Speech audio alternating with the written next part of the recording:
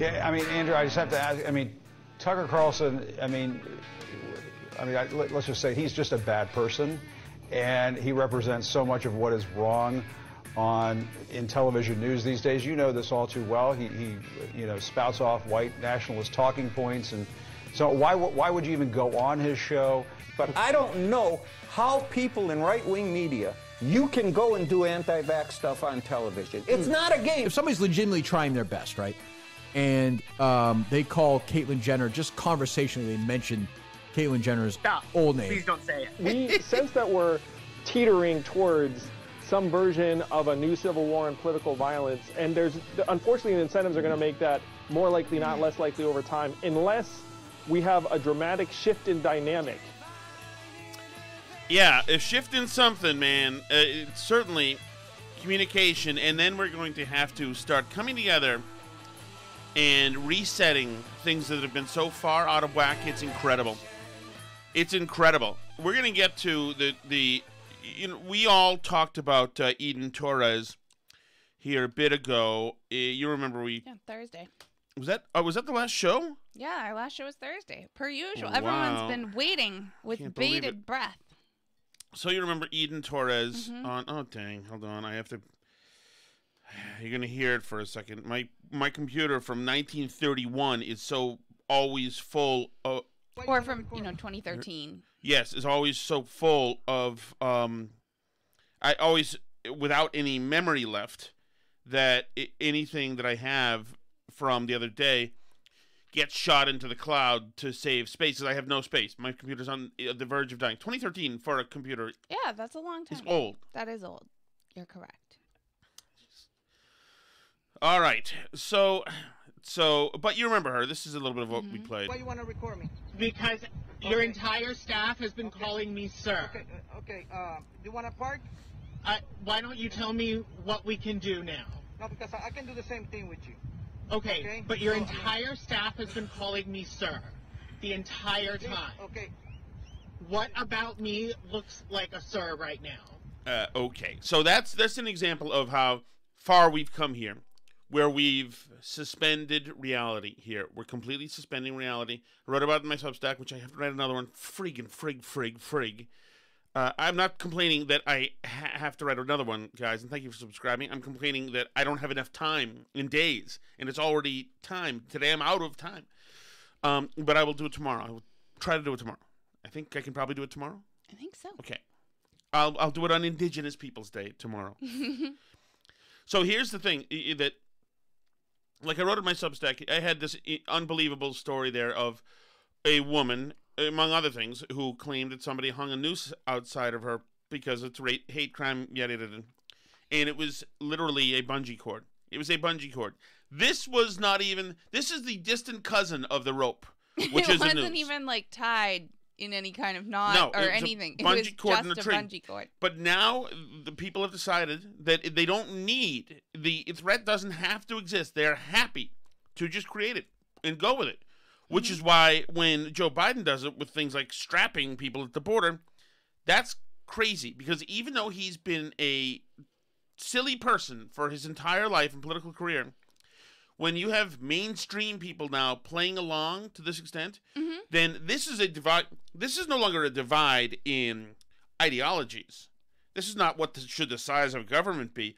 Literally, if you're inventing things, if you're seeing a mirage, willingly or not, and you're expecting me to react to the mirage as if it's a reality, right, with all sorts of codes of conduct now that are on site established, well, then we can't play that game. That can't work, because those of us who are not seeing mirages and are seeing reality, and not through rose-colored glasses, whatever, we got stuff to do, and you can't be avoiding landmines, your landmines constantly. Including whether it's not to utter the words Bruce Jenner and that kills people, or whether or not we're being forced to play along while somebody's making pretend that a bungee cord is a noose, which it isn't, and that strapping people is a thing. But we've come it's so far, and they've said, the left has done all this stuff I mean, you can just see it. Well, and the media plays along. Oh, with that's this what I'm stuff, saying. Too. Yes, the media plays along. They codify it immediately. Well, right, and even then, if they do like ultimately issue corrections, that gets no traction because they, like, everything is predicated on the initial report of the thing. It's like when Trump was elected and we were told there was this wave of hate crimes because there was a wave of hate crimes being reported, but nobody followed up and made sure that, like, checked on them to see if they actually turned out to be hate crimes or if they turned out to be psychotic people doing hoaxes on themselves, which a lot of them did. I think Reason magazine published a list where they would like go through and track each story and see how many turned out to be hoaxes, and a lot of them did. A lot of them. There's just not enough hate criming happening for the people that want to have hate crimes happen to them. And the most malevolent people, of course, see all this and say, okay, I see what's happening here, but this is very politically useful for us. This will spike fundraising. This will get people to mobilize for us. And those people, of course, are bad human beings. And there are also people who've just lost their minds. Some of them were related to, and those people got the fever. 2 more hogs got the fever. And they've just bought in. They've decided to see it. They saw the Charlottesville thing, and as soon as they were given the ingredients, the racists in khaki pants with torches, and Trump saying, find people both, they had the word, they had everything they needed to just confirm, to get validation. Yes, my belief system is so right. This is evil. My goodness. We all need, and it's all three of them. The noose, the person scared of very fine people on both sides, and can't say Bruce Jenner's name, all three of them, the power of this religion comes on. These are the true believers. These are the hogs got the fever.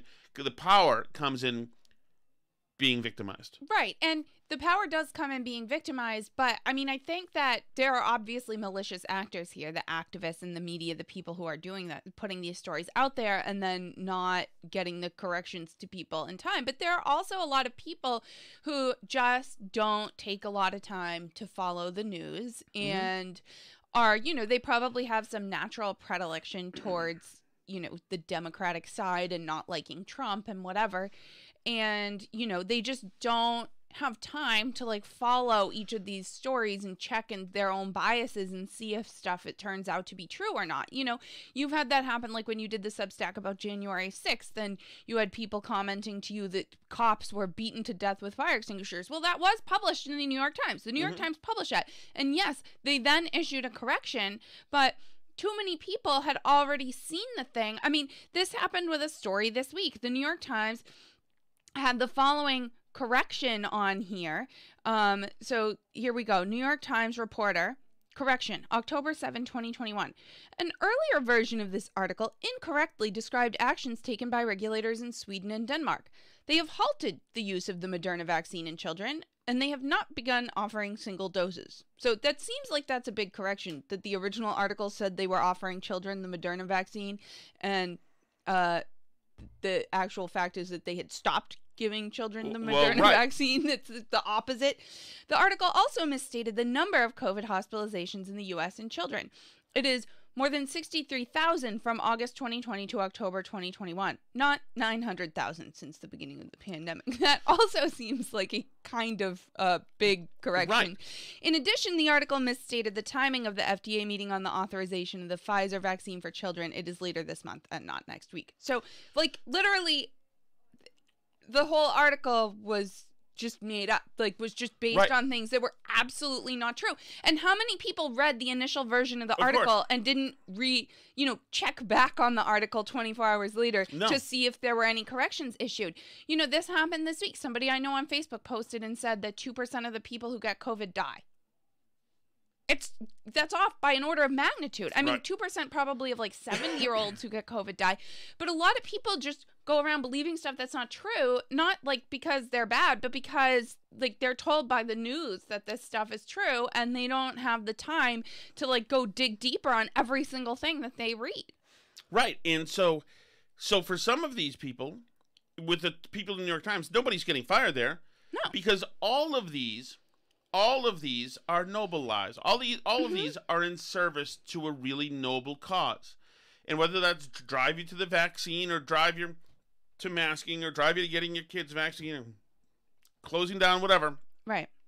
These are all done with really good intentions. And so all that matters is, the intention was good. But in some cases, you've got people building these mirages, seeing them, building them, etc. And then when you don't act as if that new matrix is new, they're mad at you. So what are you doing? I've told you all this stuff exists, and you're not afraid of it. You don't have the fever like the rest of us. Why not? You should have the fever. 2 more hogs got the fever. There should be 3 more hogs that have the fever. 1 should be you, which is one of the reasons why Jim Acosta today barked at Andrew Yang. He said, "What? We've been building this, Andrew, for the past 5 years. This whole big narrative, and now where Trump was, Tucker now is. Why don't you react accordingly?" I want to ask you, Andrew, because you're talking about fixing the system, and you're talking about, bringing in better people into the political process. But I have to ask you about an interview that you did with Tucker Carlson recently. It took a bizarre turn when Tucker suddenly brought up the Unabomber. I want to play that and ask you about this on the other side. Ted Kaczynski, I have to say, has written very convincingly on this, the Unabomber. Bad person, but a smart analysis. Hold on a second. I'm so amused. When he said Ted Kaczynski wrote something on this, that means that he didn't suddenly bring up Ted Kaczynski. Right. That means that he was making a big point and went seamlessly into Ted Kaczynski. So he didn't suddenly, this was not the beginning of the interview. "Hi, I'm Andrew. Hi, I'm Tucker. Ted Kaczynski, a friend of mine, that's not how this went. I think, of the way systems work, and his argument is that large organizations over time morph into purely self-preservation projects. Like a big system in the end protects itself, and that's kind of all it does. So our two-party system is certainly in that. That said, I don't hear anybody quoting Ted Kaczynski's readings for anything. I'm so amused that Tucker is such a he's like going his own way, doing his own thing. Like nobody recommends that. No PR person says you should go out there and quote Ted Kaczynski. Well, although what it does, it's a brilliant, almost grenade, because it's the left, something like Kaczynski, far left people. They treat it almost like curling, with something. You roll Kaczynski at them, they're going to shoot the thing with the ice. They don't want to disrupt it, really, because a lot of the far left, Kaczynski's the man to them. Very highly educated, good eco-terrorism, they're into that, Right. He hated big institutions, he did all sorts of stuff. If you're somebody in the proximity of the squad, Kaczynski ain't all bad to you. You can look at some of the stuff he said. If you're embracing Bill Ayers, then Ted Kaczynski's your guy too. That category. There are so many barriers to starting a viable third party. It hasn't been done. Why can you do it? I'd love to go into the history and background a bit, which you probably know better than I do. Yeah, Andrew, I just have to ask, Tucker Carlson, let's just say he's just a bad person, and he represents so much of what is wrong in television news these days. You know this all too well. He spouts off white nationalist talking points, and so why would you even go on his show? And why didn't you go after him when he's citing the Unabomber and talking, just crazy stuff? This is essentially the crazy leftist Borg. Crazy wacko leftist Borg sending out an attaché to give Andrew a chance to come into compliance. To say, listen, I know that you look at us with the fever and you say that it's a turnoff and we're zombified, but this is a battle. This is important, Andrew. You have a chance here. Why would you fraternize with the bad people, with the malevolent people, with the evil people? Why would you do that? We're giving you this chance, Andrew. You like it here? You like CNN? It's nice, isn't it? You could live here. You could have a really nice existence in these beautiful places where we all live. Right. In left spaces. But you're not. You're talking to people who are bad. Just bad people. Who don't acknowledge the fantasy land we've all made up here.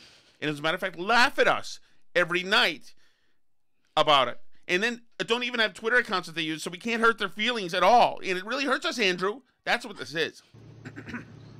One of the things we have to do Jim, is try and take the temperature of the country down. And the only way to do that is to reach out to people where they are. As you know, Tucker commands a massive audience. And if you wanted to try to build a unifying popular movement that does call attention to the fact that our system's not working really for anyone, you have to, again, reach out. And that's what I was doing on that show. I mean, the goal is to have Republicans who are discontent to channel their discontent in a positive way. And right now, in my view, it's not going in a positive direction. I'd like to help change that. And you think you could bring some of Tucker's viewers into the Forward Party? I mean, is that what you were trying to do there? I had a volunteer, Carrie Ann, who actually... It's like, Jim, you don't have to weep in front of people. Right. It's like, so you still, even after I said that and played that for you still love him more than me? Really, it is. And I love how, like, there's no acknowledgement of of what Andrew said, that Tucker has a massive audience, because they can't, like, admit that Tucker beats them in the ratings every single day of the week. Like, he's like the biggest show on cable news. And he's not also, well, they think because Yang, unfortunately, he's the magic unicorn, because he talks to people, and he's cool in a new way. Mm-hmm. So he didn't take any of the bait. They gave him the Kaczynski stuff, etc. And this is made, Acosta is saying, guys, we're going to make news here today. We're going to give Yang something that he can't possibly not use to berate Tucker in some way. Mm-hmm. And because Yang... Yeah, they were hoping he would go like, I agreed to do the interview, but I was shocked that he brought up Ted Kaczynski, and it was terrible. Anything. Couldn't have to be anything. It was jarring I was to so hear those wrong. Words. Right. Anything they need, that's it. Mm-hmm. And that would be banged. And there's the big news. And the Yang gang, who was influential, and they certainly move, they would say, okay, we can mobilize against Tucker. He didn't get any of it. Jim Acosta's already disheartened on his own show because this itch he wanted to scratch didn't get scratched. She said that she'd been helping my campaigns for the last couple of years, and her Republican father had never taken an interest. And then I was on Tucker's program, and all of a sudden he calls Carrie Ann and is like, hey, tell me more. And I think that's the only way we're going to get through this time. We sense that we're... Yang just did a promo for Tucker on Acosta's show right there. Saying things got done, and we had conversations, people's lives were changed for the better. Mm-hmm. God, it's got to be a tough thing to be Jim Acosta right now. Well, and imagine, it's so interesting, like,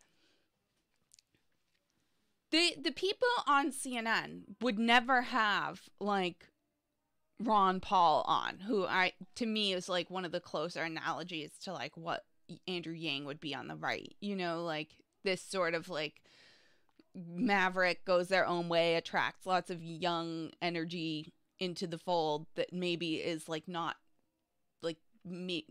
two major party people, right? And like, I think that they would never have like a Ron Paul on their shows in like a long form sit down interview to just talk to him about what he thinks in an honest way, but Tucker's not afraid to do that because Tucker has confidence in his own positions and is able to talk to people. When he initially started his show, he invited tons of liberals on it. I assume I assume they still would have liberals on, but the liberals are too scared to go on Tucker's show, right?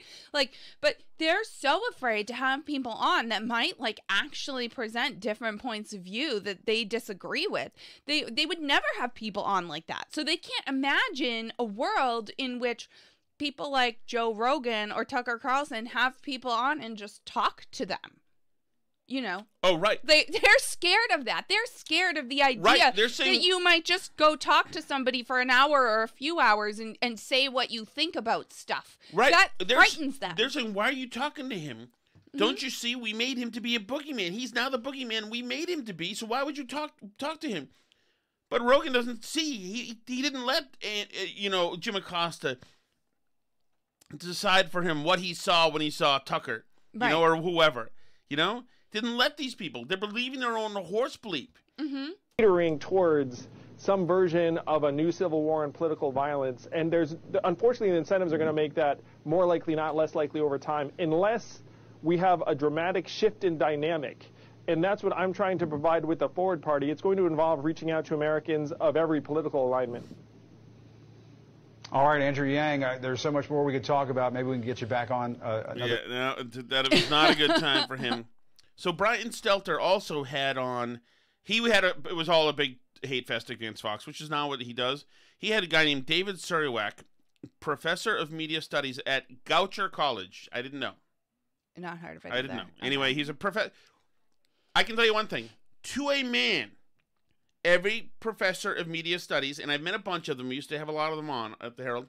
Every professor of media studies is unimpressive, incorrect, biased in a dumb way, full of themselves, generally unpleasant, and mildly psychotic.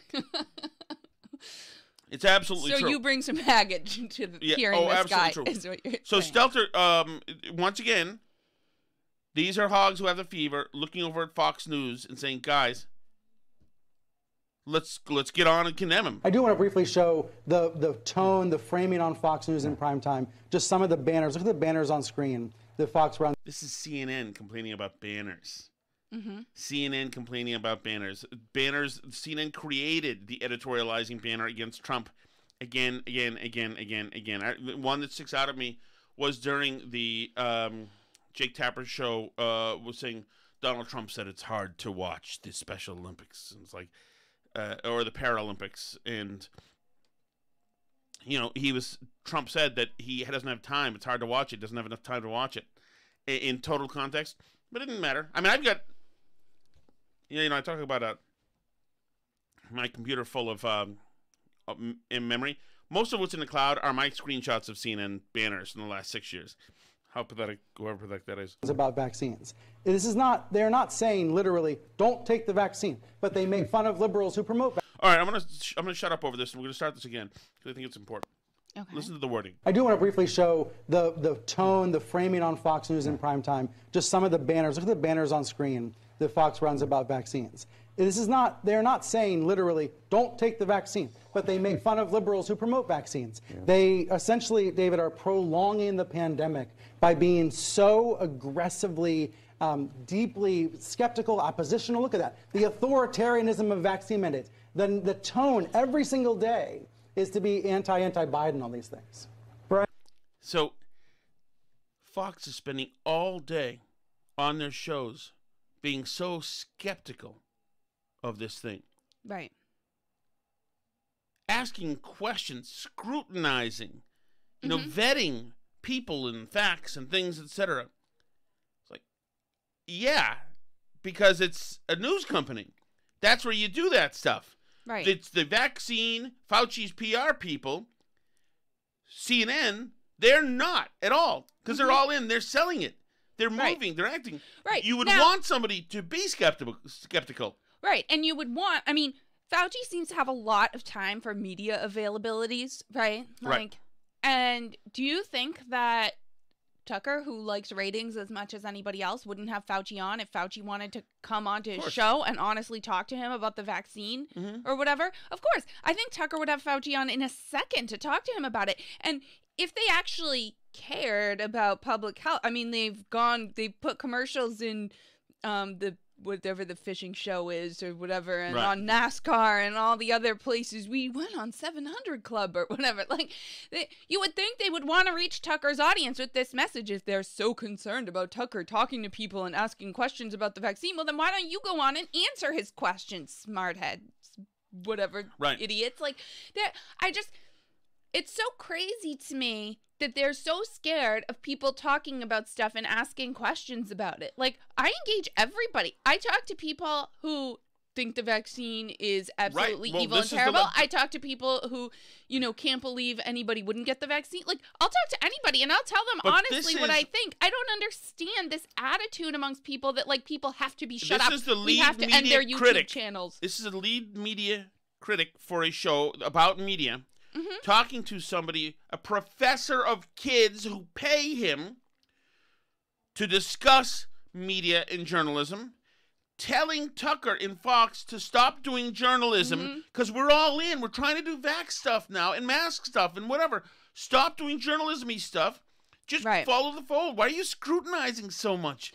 Stop asking questions. But imagine these media experts getting together and talking like the biggest problem in media is that people are saying things that they don't like. Like, what kind of attitude is that? That's because that's what these people do, because they are literally, like we say, activists. And before it was the vaccine and this stuff, it was Trump. But imagine, and they said, why are you guys having any Trump people on? We would never have any Trump people on because they all lie to us. We're trying to get him out of there, guys. Let's try to stop doing journalism stuff about the Biden crew. We have to get Trump out of there. But I mean, just imagine being so afraid of things that other people say. Like, it's that's what's crazy to me. What's crazy is that these people teach and opine as authorities on journalism. And they're telling people to stop asking questions. Don't ask about the noose being a bungee cord. Stop it. If that reporter who did that for the noose bungee cord thing, and it was the Daily Beast, which is Newsweek. The person, the subject of that, said that she had all sorts of threats and horrible things said to her, done all sorts of unbelievable things. Right. In that article. And then she sent along and said, look, they also left this noose on my tree. And the picture was of a bungee cord. If you were the reporter in the real world, then you would say, if she thinks that's a noose, then everything else she told us here is suspect? Absolutely, in the very least. And as a matter of fact, you might say, as a matter of fact, we've got a very different story here. Of course. Yes. Of course. And it's about her. But no, they still ran it. It's still up on the site. That's right. Yeah, it's the news. It's unbelievable. So here's this professor of people who pay for college. I don't understand. The more I cannot believe whatever Goucher College is. I don't see. Okay, you don't have to go to. If you want to go to college, if you have to. Parents, I know that a lot of you guys want to send your kids to college. I'm against it totally. Don't send them for media studies, okay? Or hotel management.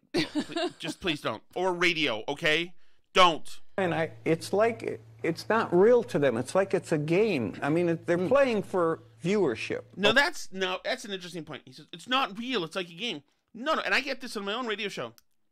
No, the point is when you're doing a media show or a journalism show, etc., and something incredibly huge, Black Swan event like this comes around, the point is to keep your head and keep doing the thing that you do. The point isn't to suddenly go hysterical, have your mind break, and become and panic in front of people to show how serious you take it. The idea is to still be thinking clearly as it happens. You can't have the entire crew of the Titanic just say, holy bleep, we hit an effing iceberg, and dive off the sides. You want them, the people who deal with boats and water and icebergs, you want them at least to be, doing the thing. Right. But they're saying, no, be as insane and scared as we are with our masks, like we are. They're saying to us, you need to want to see Tucker get a shot too. You need to want to see Stuart Varney get a shot. You need to want to. And why don't you need to want to? Don't you think, are you taking this serious? It's like, just because you're panicking and you've got the fever doesn't mean the rest of us have to. Right? No, it's not required. You're not acknowledging that. Yes, I acknowledge it too. That doesn't mean I'm going to act like a crazy person.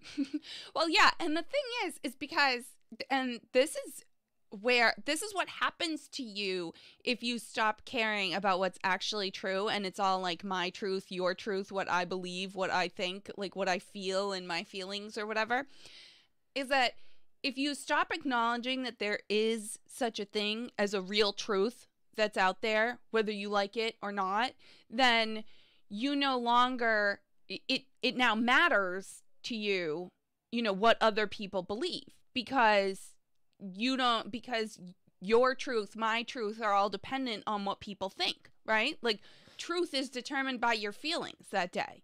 Right. What gender you are is determined by like some intangible thing that you feel inside that nobody can measure or tell you for you. So now, like, if that's what gender is, now it matters what other people think your gender is, because gender is something that's determined by people's feelings, right? Right. So like, or like whatever, anything like this stuff, the COVID, like they're worried that other people might not take it seriously. Like, so, if you've decided that what's true, what reality is depends on what people feel about it. Now you're going to go around trying to stop other people.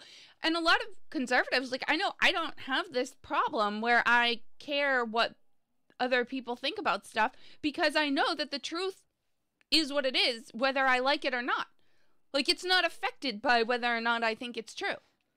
It just is. That's what truth is. It's not like I can't spin it into being by my belief system, but that's what they think like racism is. You know, like racism is something that happens by like feelings floating in the air. It's not like an actual act of a noose coming out. It's like what you feel about the thing that makes it a noose or not a noose. It's what people feel when they see the pictures of the border. Which is why they borrow more and more fantastic vocabulary, which is why, you know, white supremacy has been dusted off the shelf, brought right down here, and it's employed now in modern day use for almost everything. Anything concerning race is white supremacy. Yeah. That's it. That's it. Nice. Pretty soon that'll be worn out. We'll have to grab something else. I don't even know. What's a step above white supremacy? Right. I don't know. But it's so let me get back to this guy here. Anyway. Okay? They've got a core that'll listen to this and that wants to hear this, apparently, and that they're reinforcing. But how do you live with yourself when you know what you're doing as in the media can cause deaths for people? How do you live with you? I don't understand that. I do not understand. How do you live with yourself if you know what you're doing in the media could cause deaths for people? So wait a second. Wait a second. Is your job in the media to scrutinize and search for the truth and facts? Or is it to look way downstream and say, what could the possible ramifications be? Worst case scenario, if Bill Malugin tells all of us to fill a fish tank up with gasoline and stick our head in it, then put a fire into it. Like, no, your job as a reporter is not to take a long view and say, wait a second, by me, you know, scrutinizing Pfizer's work here, or if somebody's making money here, I could then possibly be causing this, which could cause this, and cause people to say, the vaccine's fake. Well, what Indeed, the problem is that the other truth tellers at CNN, etc., those people discourage and cause more behavior, because a lot of people look at them and say, I'm being lied to. Right. So I don't trust. In a noble cause. Right. Exactly. In a noble cause. And it cuts the other way, too. Right? So there have been cases now that social media companies, as you know, like try to take down like anti-vaccine information. But now they've expanded it into not just like telling you that the vaccine will make you grow a second head or something. Right? Like not just that isn't allowed, but you're not allowed to like post like if somebody you know died a day after getting the vaccine, you're not allowed to post that, even if it's true. The truth isn't a defense in this, because that could make somebody have an anti-vaccine sentiment. And we know that some people do have side effects. Some people do die from the vaccine. So, like, I mean, you do just have to, at some point, like, trust people to look into, like, how rare something is and make their own assessment of, you know, whether or not it's worth it. You know, I tend to be of the opinion that for adults, it's probably worth it to get the vaccine. The benefits outweigh the costs, and probably for young people it's not. You know, there are higher risks for young people of some of these heart problems at the current dosage levels, and there's less, you know, clear benefit to them because they're not at risk from COVID to start with. So you have to be able to like make that differentiation. But saying, you know, if somebody goes out and posts like, oh, my friend's kid died of a heart problem the day after getting the Pfizer vaccine, you know, that if it's true, why shouldn't that be allowed? Well, it shouldn't be allowed because you could make somebody think the vaccine is dangerous. So like you said, it's not about reporting on what's true or not true. It's about, you know, what that might make somebody feel or think down the line, and if whatever. But, you know, like, what if do they lose any sleep thinking about, like, what if they tell somebody to get the vaccine and then that person has a heart problem or a bad reaction? Do they spend any time worrying about that? Like, because that can cut both ways. Well, somebody let's might look get at the other vaccine things, and they might have a side effect. Do they spend any time thinking about the ramifications of telling the world how bad we were, how much we were like the Russians with gulags, etc., in Iraq, how bad we were? Essentially incentivizing the insurgents in Iraq to kill more young Americans, seeing because we were bad, and the Americans said on CNN that we were bad as well. We were like the Nazis. Well, better go kill the Nazis then. Do they have any care about that? They have any care whatsoever, when they send Don Lemon out to get plastered on New Year's Eve, about the down effects of that, to see that people are saying, emulating Don Lemon, if there are people who do, and saying, wow, that's a good idea. How about the spots they play for all sorts of play for Cadbury cream eggs and beer and vaping products and cool fast cars and or trailers they play for the Fast and the Furious 53, whatever. Like, how many things are we looking at long view, or is it just the one thing that you can say during a pandemic where you can look at the other guy and say, the guy's killing you in the ratings, and say, hey, you should stop this. Even though the idea that, especially with the war stuff, it's like CNN they were happy to deride Bush and talk up the enemies as much as they possibly could. And they would have freaked out if you had told them that you were going to shut down their YouTube channel because it was like dangerous to U.S. troops in Iraq. They would have absolutely cried censorship and everything else. I knew a girl back then during that war who was thrilled because a court case just came through. Her professor had told her that Bush wanted to. The armed forces had made this rule that they couldn't film caskets coming back into military hangars anymore, and her whole feeling was, you see, because they don't want to know how much this war, how many people died for his lies, etc. So they don't want to show it and whatever. It's like never thinking that. Don't you think the enemy would love to see those? And also, what about parents and concerned people? Maybe they'd rather not see. Maybe guys jumping on planes to head over there would rather not have the visuals as well. But it's like the thought about no. It's always going to be the most. In that time, journalism really matters. See, we have to show the truth. Well, okay, the truth. You show no the matter truth, what, even and if there's it some hurts 17-year-olds building IUDs in Iraq who saw it and are thrilled. IEDs, not oh, IUDs. Sorry, that's something that I make fun of people for. You never know. Maybe they had to move on. Here's back to David Surowak. There's a lot of sins we have, and I'll confess to some of them as a journalist. But I don't know how people in right-wing media, with the science that we have out there, and with all the videos and all the personal tragedy. What's the clear, by the way, inconsistent science? What's the clear and consistent science? Like Stelter said, Fox is not telling people not to take the vaccine. No, of course not. Right. The science we have out there, clear. Okay, is it the math science that always changes? It's a little iffy. Does this guy even know?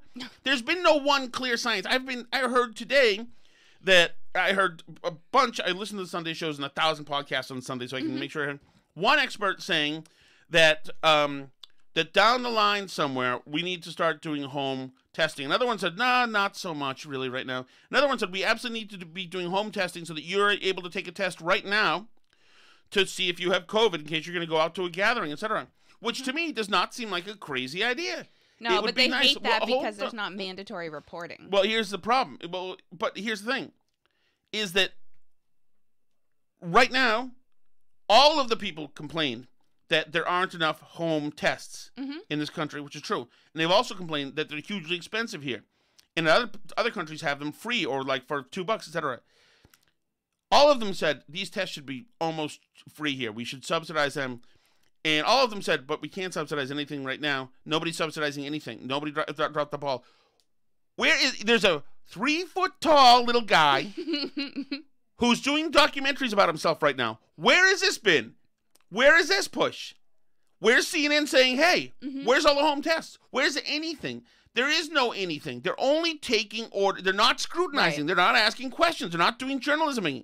So for the fact that nobody's pushed, CNN didn't spend a damn second talking about vaccines. They talked about fucking Ted Kaczynski or talk about these tests. Instead, they talk about Ted Kaczynski. Where's the push to get these tests out? So how many thousands of people will die because CNN was freaking jerking off about Fox News for freaking 2 hours? Well, that's their beat now. That's all they cover. All they cover is what Fox News is doing because they have nothing else to do with themselves. They don't know what their purpose is without Trump there. So all they can do is just report on what Fox News did this week. It's pathetic and it's insane. It's like, yes. It's not okay mentally. They're not all right. We've witnessed of people dying. You can go and do anti-vax stuff on television. It's not a game. You walk out of the street. It's not anti-vax stuff if you're asking questions. You know, you're asking questions of people. Well, and by Some the way, you people say- can be anti-vax. And That's by the way, okay, too. well, the FDA is not on the same page as the CDC. Right. So there's all sorts of different opinions out there. But see, but the CNN hitched their wagon to Fauci and Walensky and Jen Psaki, and they want that messaging. That's all they want. And they're saying, why don't you do all the messaging we're doing? Why can't we be doing different messaging? Don't you understand? 700,000 people died. You have to be crazy. Just make these people will save us. Just stop doing reporting. Psychos. You're part of the community. You're part of this country. You're part of the global community, and you're contributing to killing people. That's unconscionable. That psychotic gentleman is a professor of people at a college. About media. Right. I mean... Don't ask questions when crisis happens. Don't ask questions. Just hide and hopefully and just take everybody's word for it and be the stenographer for Fauci and all these other people. No more asking questions. There's no forgiveness. There is no forgiveness for these people. Go ahead, cash your checks now. You know? There's no forgiveness for these people, says a guy having an apoplectic fit.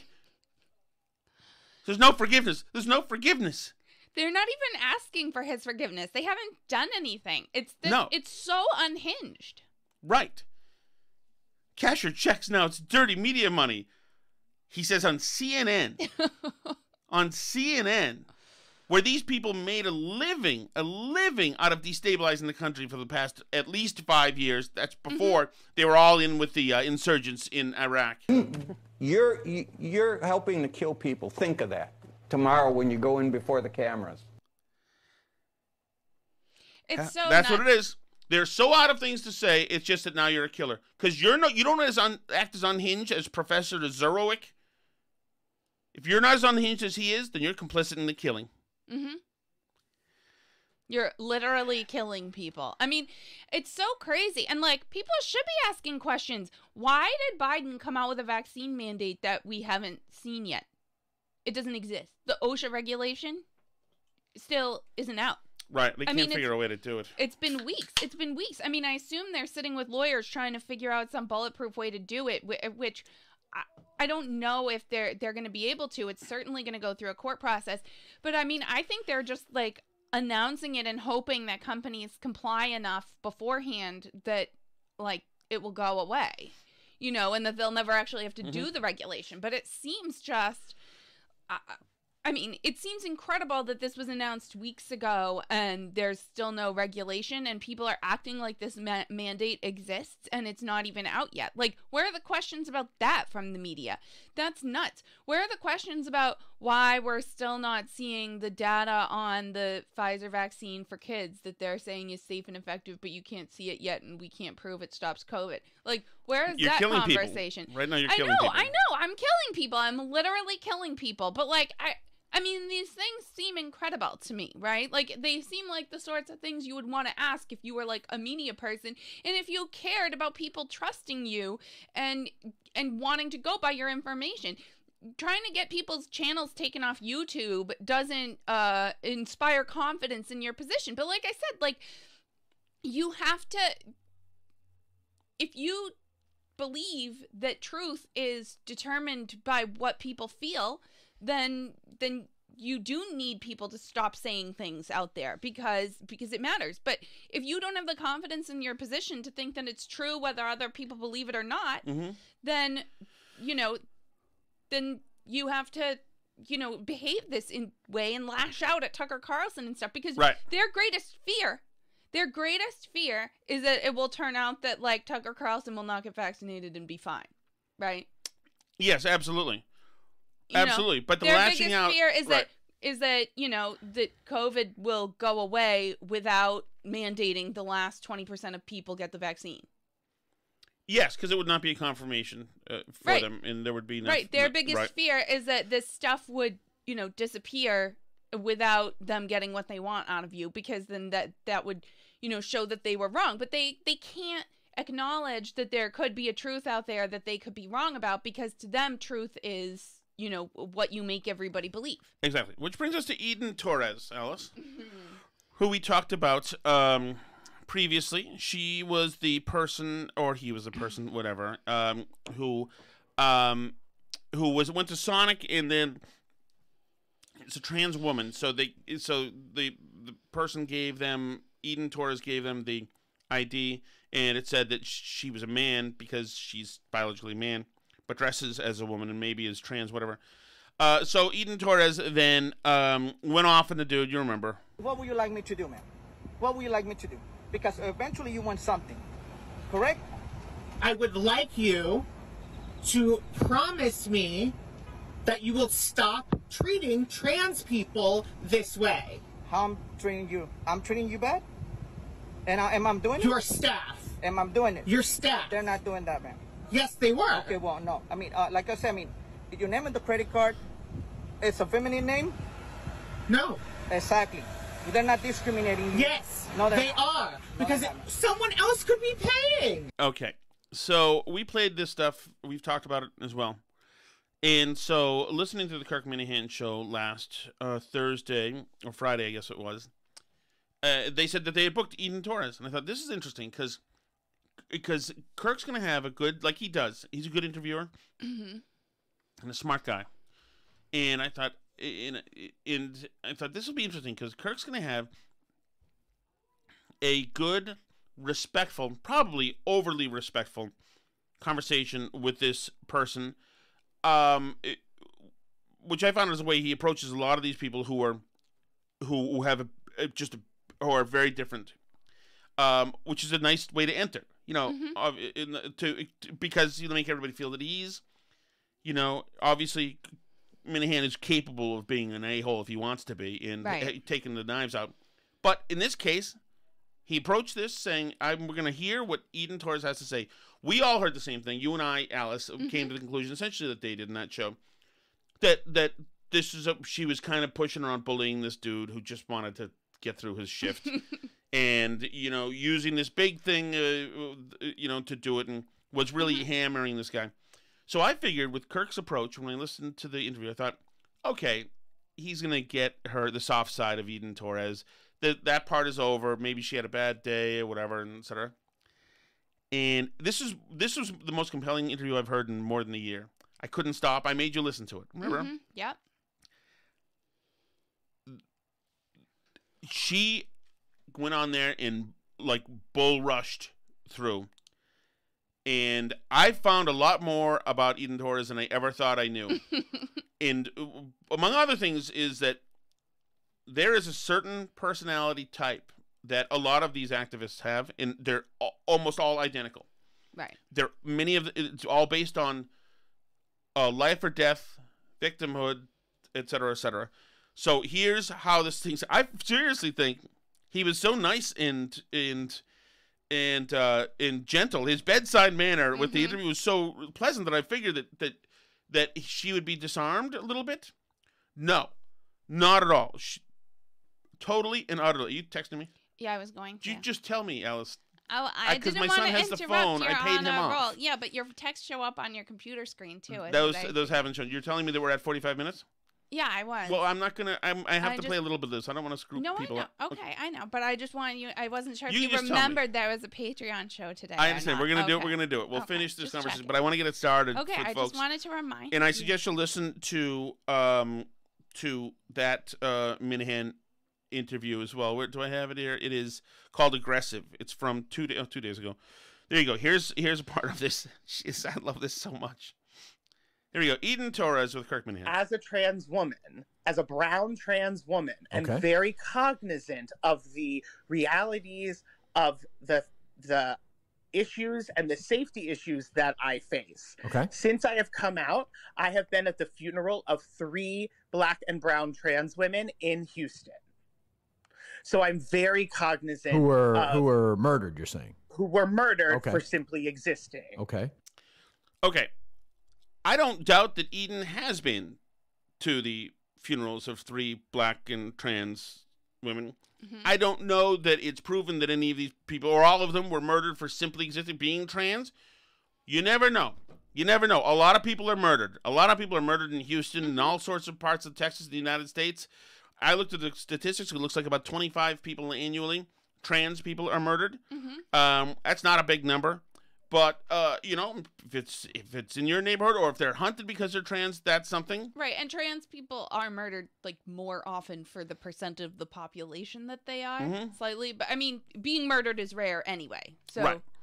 But to nudge us over into that narrative, you yelling at the day manager at Sonic does not mean we have to make an entree into the horrific world of trans people being hunted.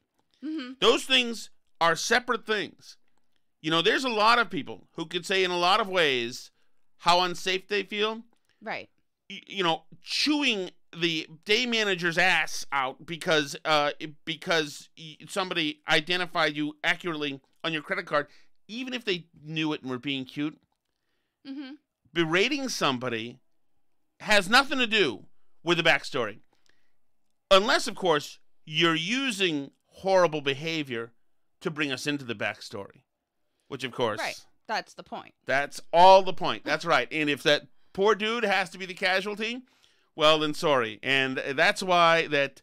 well, isn't that what they say about their activism, too, when they, like, go in and yell at people who are just doing outdoor dining or whatever and demand that they do the Black Power fist and scream at them, and everything else is like that, you know, protest is supposed to make people uncomfortable, and we're doing this because we're trying to call attention to a very serious problem. That's the whole point. That's why they behave badly. That's why they burn down buildings and destroy businesses and everything else, because they're trying to make a point about a very serious issue. Right.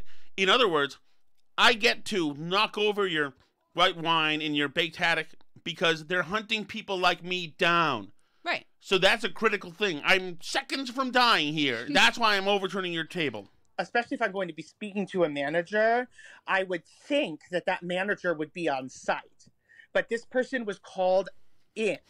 So I didn't know where he was coming from. I would think the manager would be on site. Oh, this is highly irregular. Wait a second. What are the chances that they're just calling in a hitman? Since when do we think the manager would be on? I would think the manager would be on site. Somehow, I'm even more victimized because the manager of the Sonic wasn't on site. Yeah, that's even more dangerous for me. The manager that I demanded they call and bring in because I didn't like what the first manager I talked to told me. Right. All the on-site managers who failed to kill me, I went through. Now there's one from off-site who's obviously going to kill me. If he was actually a manager, he had a hat and a shirt on, so that did make me feel better. But I had my phone out. Still can never be too safe. Can never be too safe. If I were Eden, I would have shot first. You can't just go by the hat and the shirt. No, you never know. You never know. The lust to kill trans people out there is so powerful that people will dress as day managers from Sonic, off-site day managers, if that's what it takes. From the beginning, because this was a stranger coming into this situation. So once again, as you've said, Alice, what made strangers come into the situation in which she's very likely to be killed? She demanded that they bring this person into the situation. She asked them to call this guy and come talk to her. Right. Even though she's been in a slew of funerals. Right. Of people killed by barely being who they are. She's cycling through Houstonians like nobody's business. You never know when somebody who might kill somebody for being who they are would do that. So if you're afraid of being killed for who you are, you'd assume you'd want to limit your exposure to strangers. Well, but I mean, wait a minute. You just said I don't know if he had a gun. Right. Know if he had anything. You know, if the manager at Sonic, you don't know if he had a gun or not. Is that what you said? Because he was coming from a different location. He wasn't coming from. I frisked everybody at that location, so I knew they were all clean. But this guy was coming from a different location, so he's more than likely armed. Inside the building at work. Right, but I don't think, okay, well, I mean, again, your experiences, what you're going through in your life is different than mine. I wouldn't think naturally, I wouldn't assume that somebody from Sonic, just because they're coming from a different location, would be carrying a gun, but I understand. Go ahead. But here's the thing. Trans women are murdered for simply existing. I understand. So when I have an issue and I'm speaking up on behalf of myself, that's where the fear comes in. What is this person going to do to me? Okay.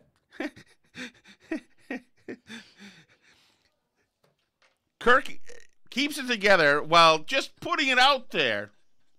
Just putting it out there. You know, I just want to, you know, I'm just doing my job here. It would seem to me that it would be a rarity that we would come packing. You know?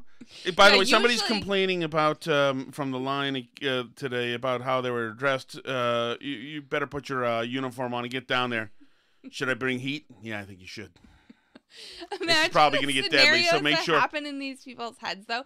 Like, just because, you know, and yeah, like, it is more likely that trans people are murdered than cis people, all things being equal, right? But, you know, in general, these situations happen, like, during, you know, prostitution transactions gone wrong and things like that. Like, that's where a lot of this stuff is happening. And to then imagine that because something like that happens to some trans people, and you can argue that that's like systemic because more trans people end up having to do work like that or whatever. Okay, so acknowledged, fine. But then to say that you're scared when you call the manager at Sonic that someone with a vendetta against trans people is going to dress up as a Sonic manager with a gun to kill you. It's like, that, what are the chances? Like the guy just, you know what it was like? It was like Lee Harvey Oswald saying, oh my goodness, not only have I wanted to kill Kennedy forever and I have a rifle, but I happen to work at the building that he's going to drive in front of you. This is a great day. Like the Sonic manager saying, I've just been trying to kill trans people. I wish somebody would call me on site. Oh, my goodness. Yes, I can be there. Yes. Yes, keep her there. All right, we're going to continue this on Patreon. We have a lot of this to get through here. I'm so impressed with this interview and with Eden Torres and with how they handled it in the show. Sometimes you get more out of somebody, but you just let them go, and that's a lot of what they did. Thank you so much, everyone. As Tom mentioned, we're going to head over to Patreon and do a little extra segment over there. More Eden. That is patreon.com/burnbarrel. And we're also for free everywhere else. Twitter, YouTube, Gab, Parler, Facebook.com/burnbarrelpodcast. You can shoot us an email, burnbarrelpodcast@gmail.com. We're also on burnbarrelpodcast.com. All the places. Leave an Apple Podcast review.